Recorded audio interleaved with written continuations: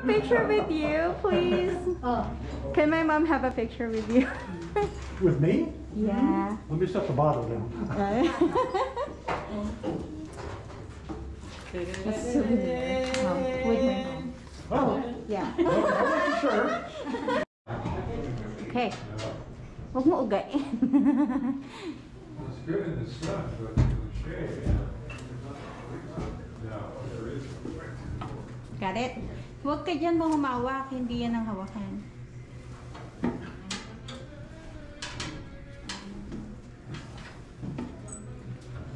Good.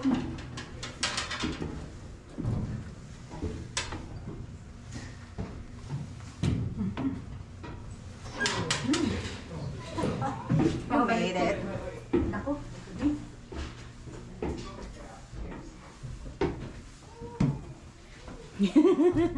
One more. Hindi ka pwede. Hindi ka pwedeng mag-ano. Papa?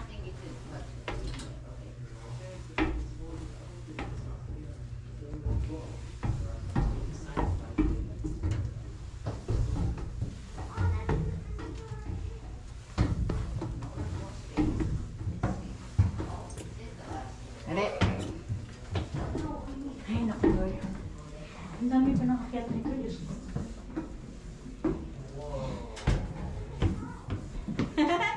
One more akyat. Yan. Exercise na exercise ka yan, ma. Pahinga ka kung pagod ka na. Ako din, hingal ah.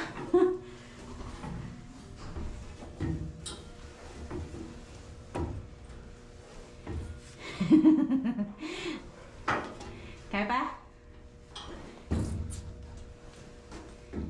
Pahinga ka kung hindi mo kaya, ma.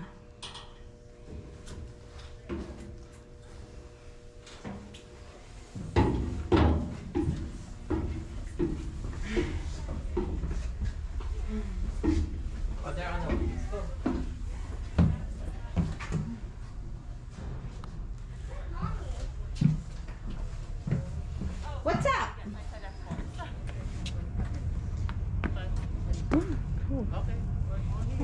Okay, good. We're going to start here. The Emperor of Japan had told his people that no one would ever attack the islands. And here it was about 6 months after Pearl Harbor, and they're getting bombs strapped on. Unfortunately for CV-8, it was later sunk in the Battle of Santa Cruz. This ship right here, CV-12, that's the one you're standing on, was under construction at the time, and it was going to be called the USS Kearsarge. But in honor of this ship, they renamed this Hornet. So now you're standing on CV-12, and that's what it looked like in World War II. It had that camouflage paint job. I guess they used that for a while, and then decided maybe it didn't do much weapons on it.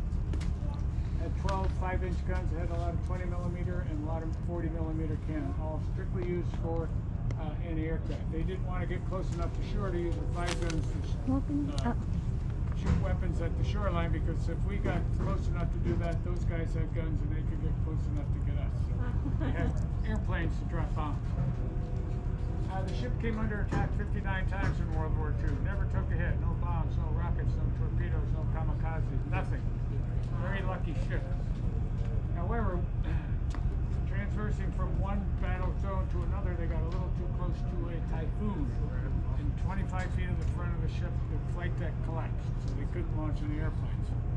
They brought it to Honolulu repairs. They couldn't do it, so they brought it here to San Francisco, and they were there, and then put this piece out. It was, as referred to, as a straight flight deck. In 1956, they put an angle flight deck on. That's what this is right here. For the straight flight deck, you land at the back end of the ship, and you are headed to the front end of the ship where all the airplanes are parked. They had 12 arresting wires in the front. What the angle deck allows to happen now, this is the landing area. Instead of heading towards the front of the ship, you're 10 degrees off. So if you miss the wires, and now they only have 4, some of the modern ships only have 3 arresting cables. If you miss them, you just go around and try it again. Something else they put on was the optical landing system. It sits right here up on the port side. Still back there. They took us paddles. Now the Navy has a lot of traditions. And this guy obviously was nicknamed Paddles. Today, he is still called paddles. And they haven't had paddles since 1956. This is neat. We'll be walking around. Mama, iwan na siya. Don't eat that. Just... This is one of the 3 bomb elevators we have on board. This is a rather small one. We have another small one in back. You can see it underneath the tail of that airplane that's got the yellow stanchions on it. We also have a large one. Now when you're loading weapons on airplanes, these things can't get them up here quick enough. So what they do is they'll bring them up and they'll store them all around the flight deck. They store them mostly on the other side of the island. There's some space over there. But I can remember coming up, getting ready to get on my airplane and seeing bombs all over the place. Including once on my airplane. But anyhow, so that's what this is. And these things don't go right down to the magazine. That would be too dangerous if something went down there and blew up the deck. the deck. Deck elevator.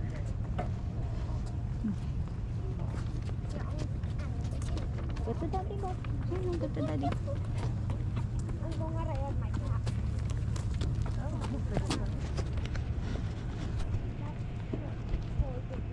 Things you can see all over the flight deck, they're tie down. That's what they couldn't just park an airplane out here because you're in rough seas and it's going to move around, so they tie them down. And they have certain rules, and it depends on how rough the seas are, how much wind you have, as to how many tie downs you use on each airplane. Sometimes there'll only be 3 or 4 of them. Other times you'll see 6 or 7. So they just don't want to move them. An airplane up there, the twin-engine airplane, is an S-3 Viking. It's an anti-submarine airplane. It can detect submarines and it can carry weapons to destroy submarines. And the way it detects it is, it drops a device in the ocean called a sonobuoy. The sonobuoy is about this long, so they can hear a submarine and they know where it's, they can point to it. So if you get 2 sonobuoys pointing, you can triangulate. So now you know where the ship or where the submarine's position is, and they can also tell its depth.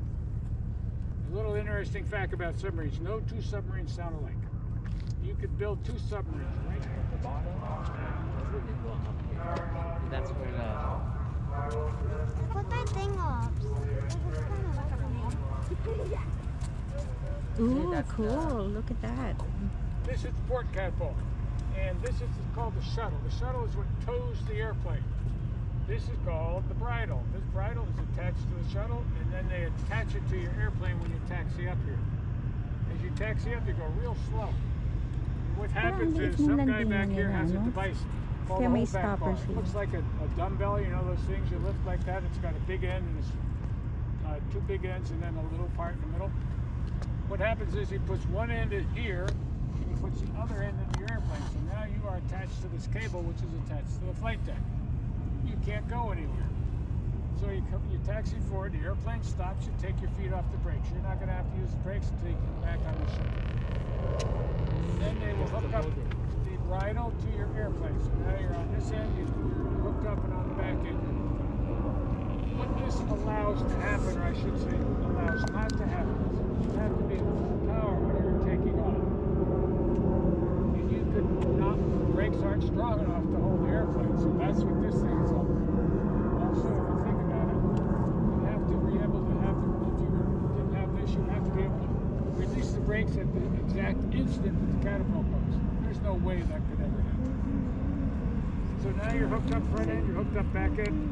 There's a person in the middle of the flight deck called the catapult officer. He'll look up at you and he'll tell you to go to full power. You go to full power, you check over your engine instruments, when you're ready to go, you turn, you give a nice smart salute, put your head back. It's going to go back anyway. And he points down at the flight deck, signals some guy over here, he hits the fire button, off you go. Now the airplane I flew on a hot day with a lot of weight, we needed about 140 knots or about 152 miles an hour to get airborne. That happens in 200 feet. So in 200 feet, about 2 seconds, you go from 0 to 150 miles an hour.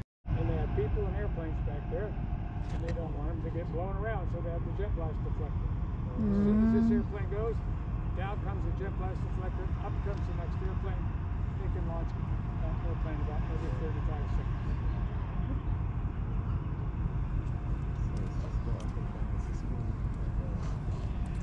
people will ask me, what about the fences?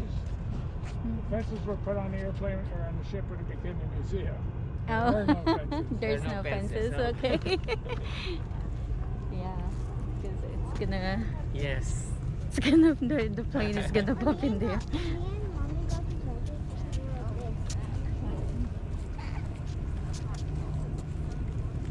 Here.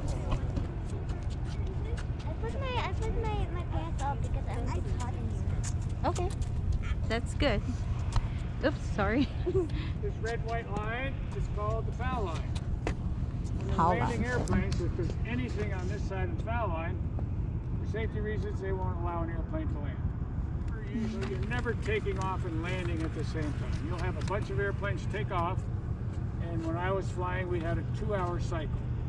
And then you get another bunch of airplanes to take off. 2 hours later, they take off. And then that first group comes around and they land. So you're not taking off and landing at the same time. So there's never a problem with that. Okay. Helicopters, you never flew that airplane. If you flew jets like I did, you never flew that airplane. You went to that's called the basic prop. I went to the basic jet. And as far as helicopter guys go, I have no idea what they did. But that's an unusual T-28 for the Navy. The normal trade T-28s, yes, they did do catapults. No, they didn't. I'm sorry, T-28s never did. But they had a tailhook. This one doesn't have a tailhook. Hot. They would deck launch. One of our docents. Can I be- Where's your he glasses? said You have glasses. They would land on the angle. didn't even bring turn the me. nose that way. Yeah, No, you should have brought it. They didn't have to back up or do anything. They just get launched. Wala namang blast yun. Kasi ano yun, propeller yun.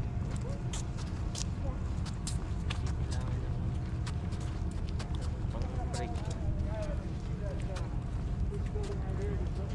There would be a video camera in there, and they would take pictures of all the takeoffs and all the landings in that perspective. It's used as a teaching tool and a safety tool. If there's an accident or an incident on the flight deck, they'll have it on video and hopefully be able to analyze it and prevent it from happening again. Because he's a pilot. The center line of the landing area. For night operations in bad weather, they have lights in the center line. You can see that Center there's one line. right there, there's one right here, and they also have edge lighting, so that when you come out of the break out of the clouds, you have a good view of the landing area. This, however, is not a light. In there is a video camera. It looks up the glide slope. Glide slope is the pilot's trying to fly down to catch a wire. And that's the monitors that you'll be able to see throughout the ship, and I'll show you when we get back to the LSO platform. You'll be able to see what that looks like. I'm sorry, what? It's like he knows everything. He's a pilot. Yeah, well, film initially. I don't know this one. This is ready, like, it's ready melting. You can eat it now. Why? All the radio Oh yeah, it's gonna get. Mama, come on. Hey, can I feel? No, no, baby. Mapipipi. Huwag mo pipiin.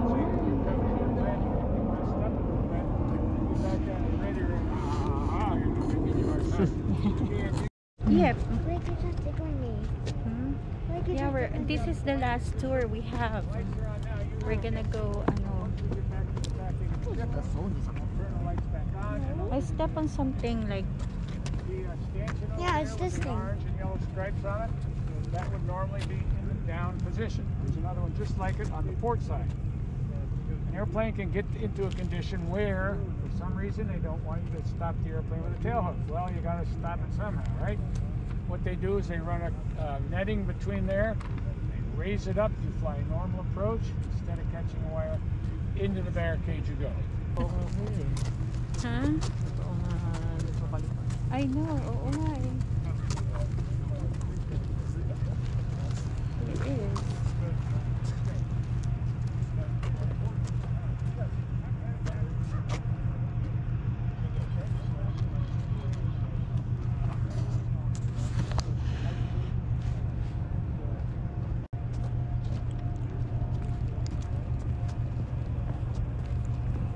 Basa, oh.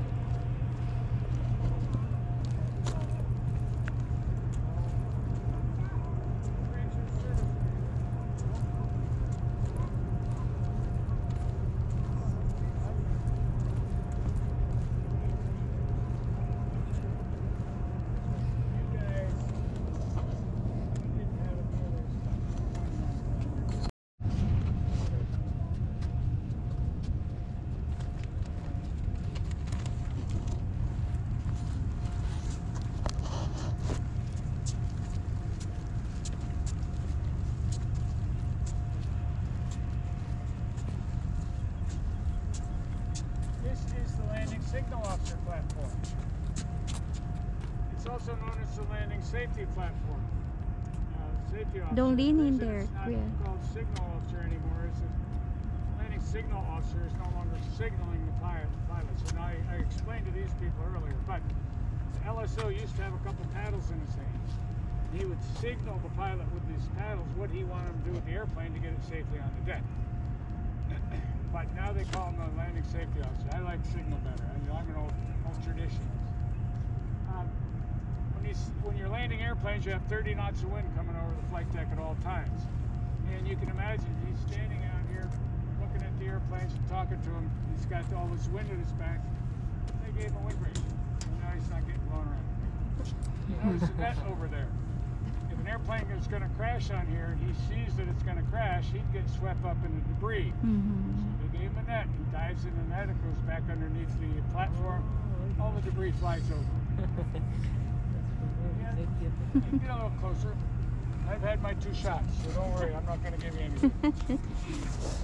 That way I can explain what's going on here. This panel over here is a communications panel.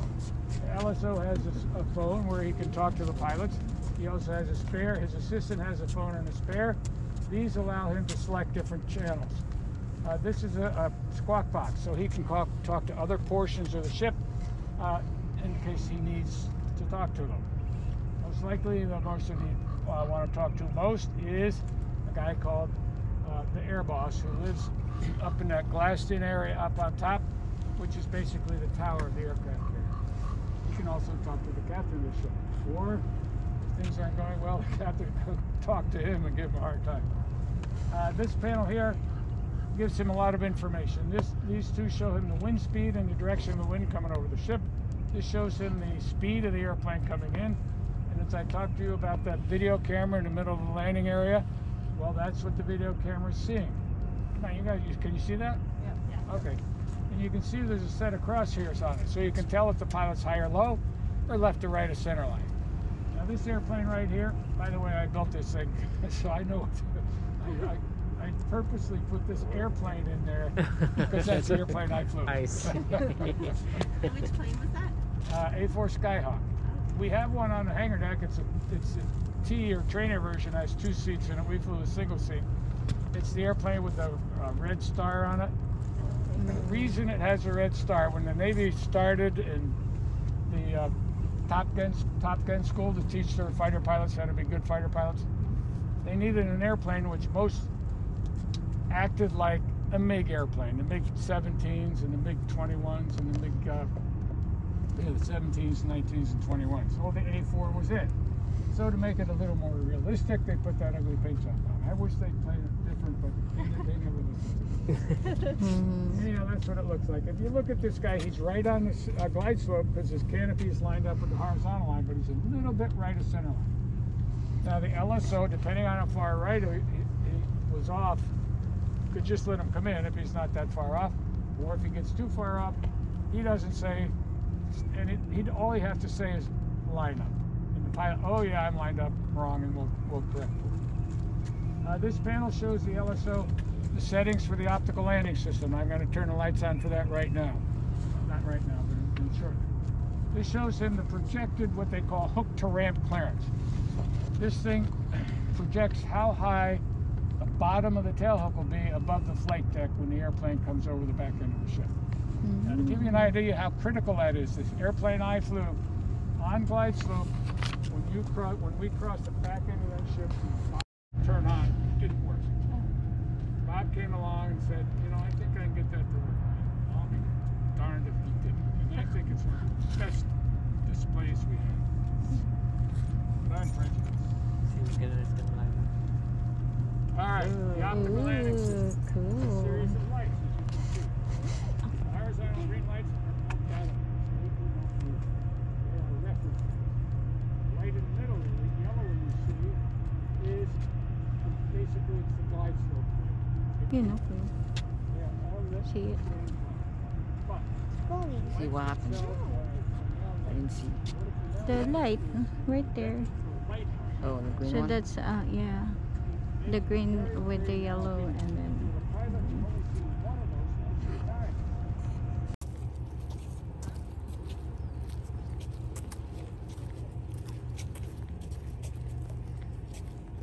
Korea. I'm using my camera. I mean my phone.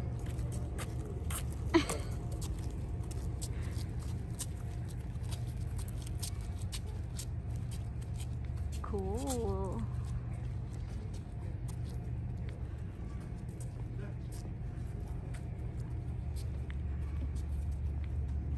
Kuya, late. We're having picture. And I can see you there. I can see you there. That's cool. See this track right here?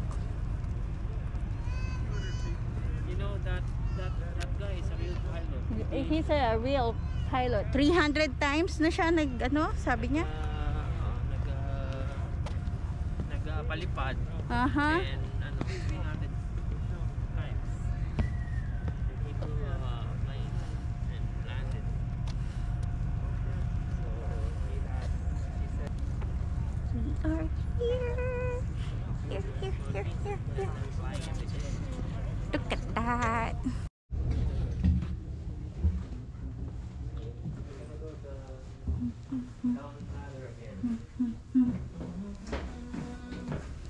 Follow me. Ay, ito may funeral sila.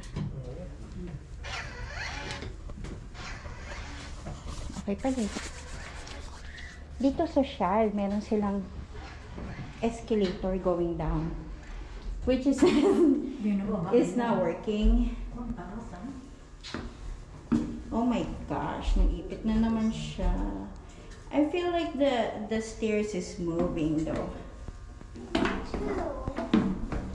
Yan, hawak yung kamay.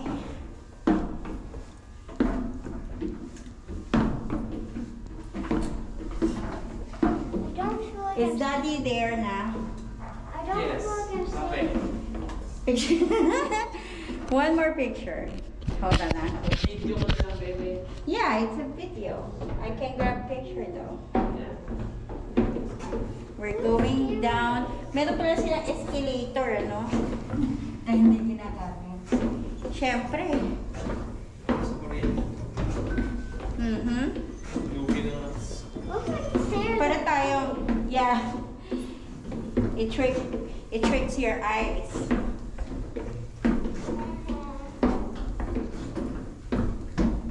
Okay. This is easier though than the other one, the stairs. Yeah. Oh, that's scary, like something like that. Mama, traffic na yun sa likod mo. Okay. Get down, get down. Eh kasi mahirap nga naman pag baba na. Mag-steep. Okay. Sige, go! Go! Then?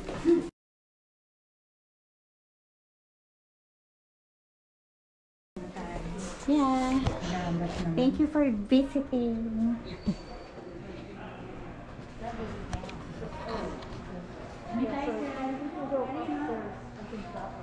Yeah, go, Baba. You hold the...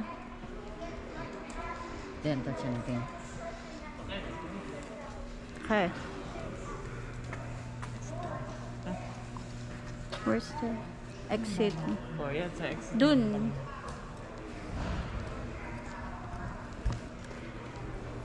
Now, this is the real exit. Ha, Daddy? Ha? Ano na? Here is the... Ay, hindi pala. Never mind.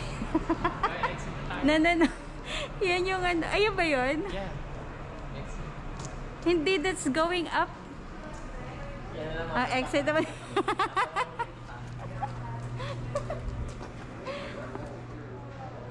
What?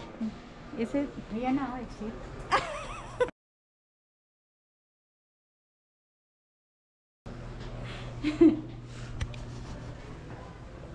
Thank you. Thank you. Here now. Oh, Ma, gusto mo mauna? Maunang tumilaban dyan.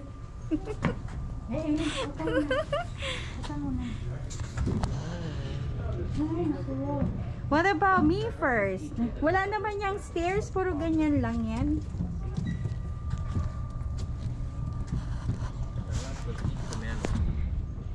Sino? Ay, may kulay. Sandali. Mauna ako. Picture tayo. Video. Ayan, picture. 1, 2, 3. Girl, look at the duck. Ayun, look it. Ooh, look at that duck. Swimming like a pro right there. Bakit may nagsiswimming? Yeah. No, I'm just going now. I'm Scared. Like, 1, 2, 3. Oh, moga. Oh, syempre. This is a ride. Naman tayo sa Mimatsu. Ha? Diyan sa Mimatsu.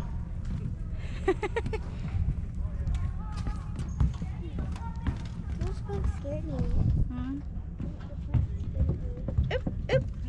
Up. There. Okay. 1, 2. You go sideways. So it's not hard. 3. Mawa ka ha.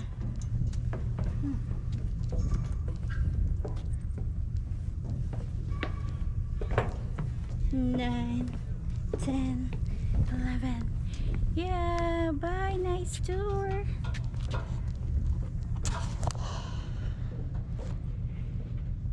Kamusta yung biyahe niyo po? Okay lang. Napagod. It was fun. It was fun daw. Ay, daddy, do ka nga. Ang ganda po, Manood po kayo.